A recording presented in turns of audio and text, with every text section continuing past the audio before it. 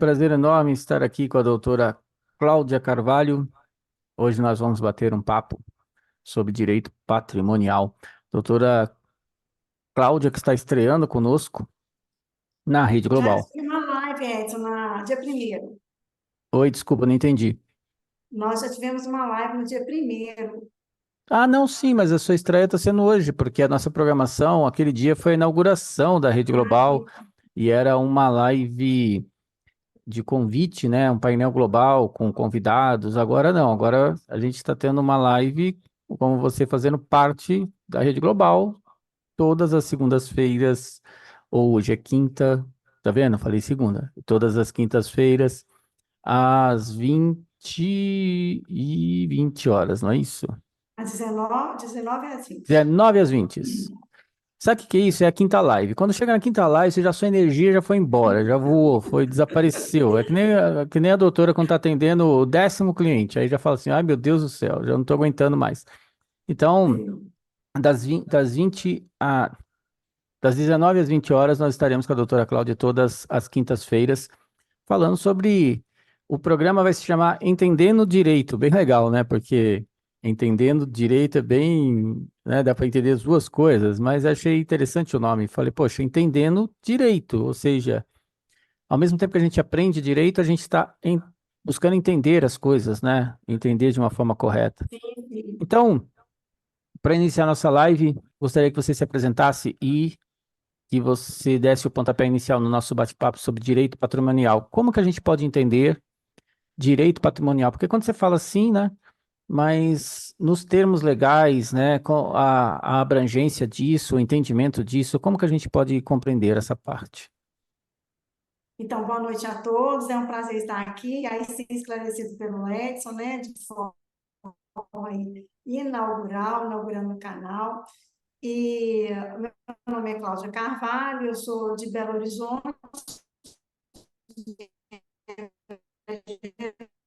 mas moro no Pará desde 2000 e estou aqui no Pará. E eu atuo na área, sou contadora também, trabalhei vários anos como contadora, e ainda trabalho como contadora também, e sou advogada, especialista na área tributária, e que acaba a gente tendo que entender bastante sobre direito de família, porque sempre tem questões de inventário, questões patrimoniais, direito tributário, direito financeiro. Também já militei com a questão de direito eleitoral, fazendo algumas. A gente tem que fazer prestação de contas, né? Tanto o contador como o advogado, assim, prestações de contas eleitorais. Então, já estou nessa área também. Acaba que aqui tem uma demanda para todas as áreas, aqui no Pará. Estou em Marabá, que é sul do Pará. Pará é gigante, né? Então, aqui estou no sul do Pará. E a gente abraça essas áreas aí, né? A minha área predileta, realmente, é a área tributária, é o direito financeiro, porque eu já tenho a formação de contador e isso me facilita bastante, né? A gente consegue pensar sobre o direito do consumidor e essas questões todas. Bom, com relação ao direito patrimonial, né? O que nós podemos dizer? O direito patrimonial, ele está positivado no nosso Código Civil, né? E a ideia é realmente a gente estar oferecendo essa proteção com relação ao patrimônio, assim entendido, a tudo que possa ser expresso de forma econômica, né, que tem um valor econômico. Então, isso faz parte do conjunto de bens de uma pessoa, que você pode chamar do conjunto que merece a proteção, digamos, do Estado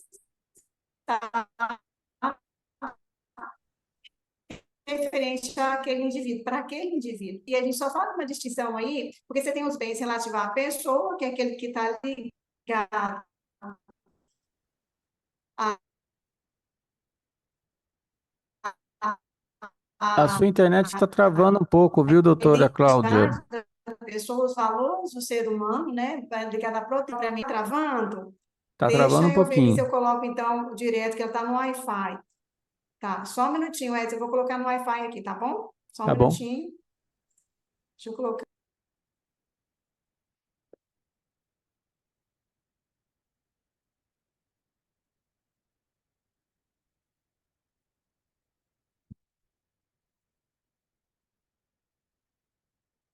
Bom, pessoal, enquanto isso, a doutora vai arrumando, a gente gostaria de colocar que nós estamos fazendo em torno de 4 a 5 vídeos diários e aí foi importante, as lives estão sendo bem interessantes, então a todos os assinantes, eu tenho recebido muitas informações dos assinantes dizendo que estão gostando bastante do novo modelo Rede Global, e a quantidade de informação está sendo bem relevante, e a gente fica feliz por isso, né? Porque para nós é muito importante esses processos, né, estarem acontecendo desta forma.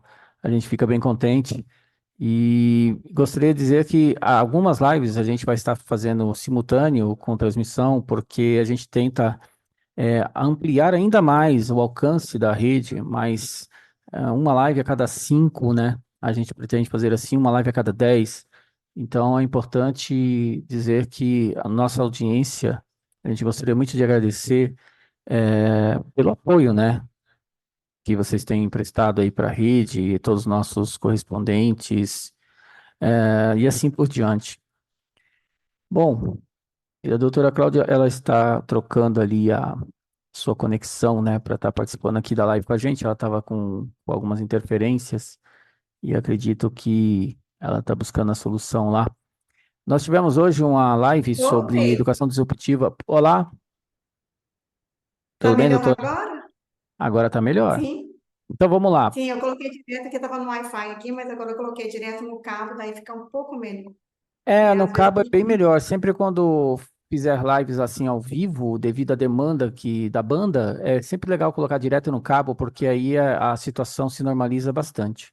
Sim, realmente eu coloco no cabo, é porque por algum motivo eu não coloquei. Foi um esquecimento aqui, mas sempre é pelo cabo mesmo, que é bem mais seguro, né? Então, mas volta no começo para gente. O que que seria, então, o direito patrimonial? Então, o direito patrimonial, ele cuida daquela parte do direito, né, dentro do direito civil, que cuida das relações do sujeito com o seu próprio patrimônio, com os seus bens, né? Então, a relação dos bens, do conjunto do acervo de bens do sujeito e a proteção que esses bens, esses acervos recebem do Estado.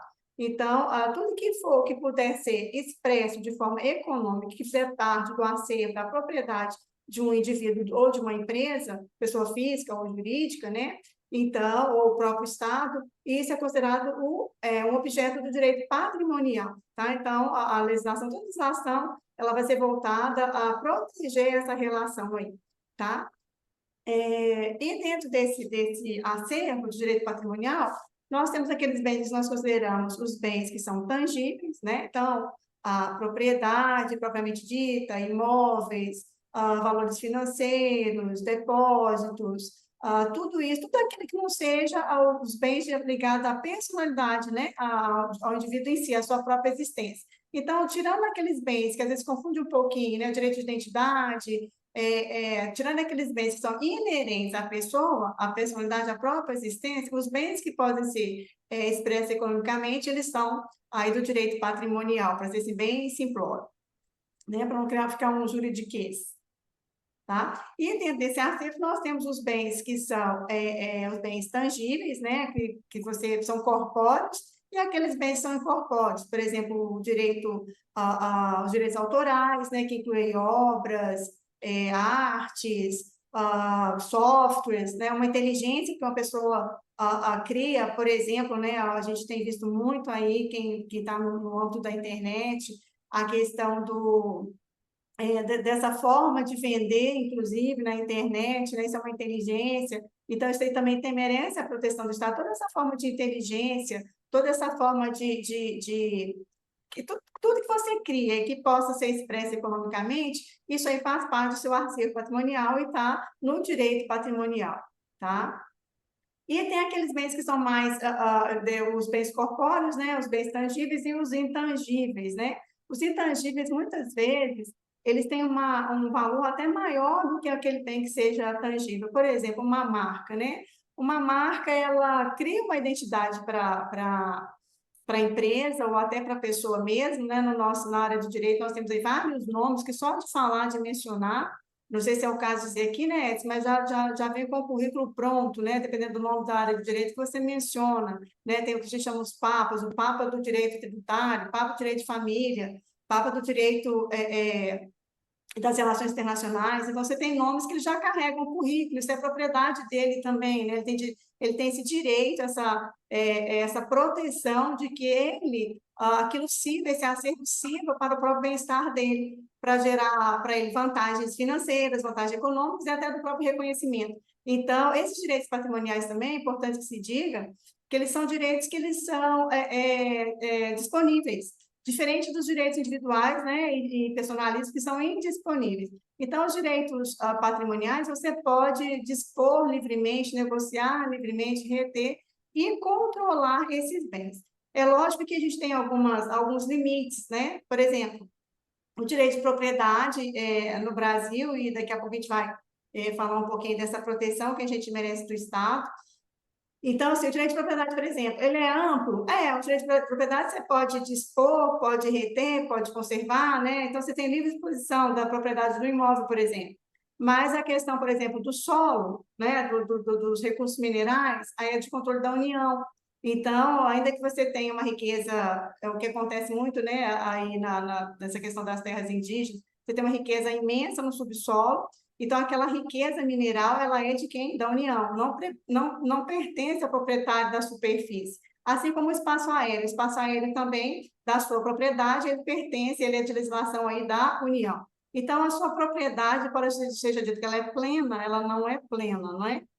E com relação à propriedade do imóvel, propriamente dito, você pode negociar livremente? Pode, inclusive com estrangeiros, né? Eu fiz até uma pesquisa para saber aqui quanto do nosso território hoje é ocupado por estrangeiros, não obtive essa informação, talvez o Edson tenha, não obtive a informação. Mas é de livre negociação, salvo se e é bem simples, pelo que eu verifiquei, né? Você tem aí basta que o estrangeiro tenha um CPF para regularizar a questão tributária dele em relação àquela propriedade. Mas não sendo área fronteiriça, né? Que aí você precisa de uma autorização do Departamento de Segurança Nacional, né? Então você pode estar negociando. As terras rurais podem ser negociadas? Pode também, aí com a legislação do INCRA, né? Sempre, se for uma terra fronteiriça, você vai precisar de aprovação, de uma aprovação mais delicada, com as normas que são previstas na legislação para aquisição do estrangeiro com relação à segurança nacional. Mas, no caso das rurais, observa isso e observa também um limite, né? Eles falam lá de 3 unidades de exploração indefinida, que cada município diz o que é, então a gente não tem aí uma definição certa, geral, para todo o país, cada município vai dizer quanto que é essa unidade que o estrangeiro pode adquirir, e também tem a questão aí que até 3, né, dessas unidades de exploração indefinida é livre, para o INCRA não tem um processo, está previsto na legislação, mas não tem um processo complicado. Agora, acima de 20, aí você já tem um processo mais complicado, digamos assim, que depende mais uma maior minuciosidade para ser aprovado, mas ainda assim pode. Então, a gente tem essa preocupação, né, das terras que são negociadas aí, mas não há uma proteção de você ter o território, boa parte do território é negociado, a propriedade é sua nesse sentido, e você, salvo essas questões de segurança nacional, você pode comercializar livremente com o estrangeiro.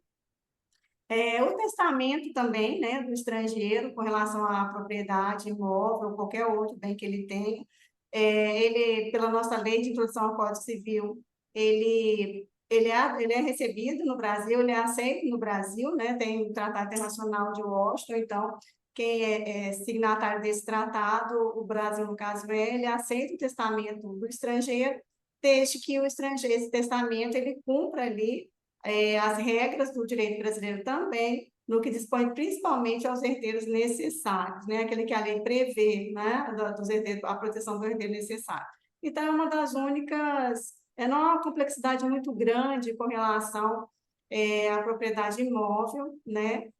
No Brasil, com relação ao estrangeiro. Acho que isso é interessante trazer aqui para o nosso canal, para as pessoas terem esse conhecimento. Às vezes a gente tem uma ideia inocente, que é toda uma proteção do território nacional com relação a vender terras para o estrangeiro, não é bem assim, né? Então, tem uma certa tranquilidade, né, com relação a isso.